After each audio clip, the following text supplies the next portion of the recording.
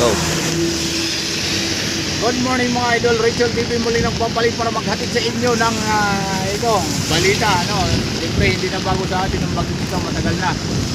So ito, gumawa tayo ng video para maipakita natin sa ating mga ka-idol dyan, mga motorista. Mag-iingat kayo sa inyong mga lakad. Napakalakas ng hangin at ulan. Tuloy-tuloy pa rin ang pagdilim ng kalangitan natin. So sa mga nakatira sa ilalim ng tulay at gilid-gilid, ingat mga idol. Malakas talaga ang ulan at ito yung baha, tumaas na dito sa Flagway. Hindi ko na bidadaan. Paalalahanan ko dyan, dito posible kayo mag-ingat mga idol. Napalakas ang ulan at tuloy-tuloy pa ito. Kaya tuloy-tuloy na aangat ang ilog dito sa Flagway natin. So sigurado may mga baha na ito sa ng lalawigan ng Maynila mga idol.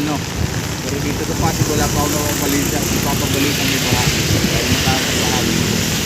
So yun nga mga idol, dito, kabilaan, may mga nakatirang kabahayan dyan.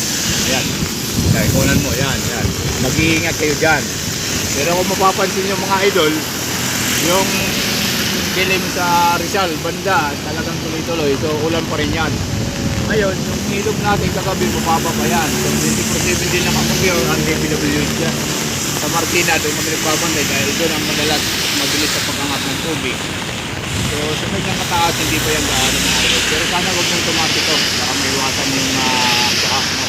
Tumatik ng baha yan. Saka yung mataas na siya talaga mga idol. Kapag dito naman, makikita nyo naman. Sa mga nagmumotor dyan, sa mga nakakasakyan dyan, mag-iingat sa pagpapatakbo, madulas yung daan. At ibayuhin mag-ingat sa mga papasok sa trabaho at yung tayong pagbuti kailangan. Pero kayo palangga sa ulan para hindi kayo magkakaya tumatang mga tao sa galit. So ingat sa inyo mga biyay, mga trabaho, mga rin salamat. Kalimutan sa puride, ingat kayo. Muli, love you. Na lang. Idol, lumalakas ng ulan kaya hindi ko pahabain ito. Mamaya, mag-aapit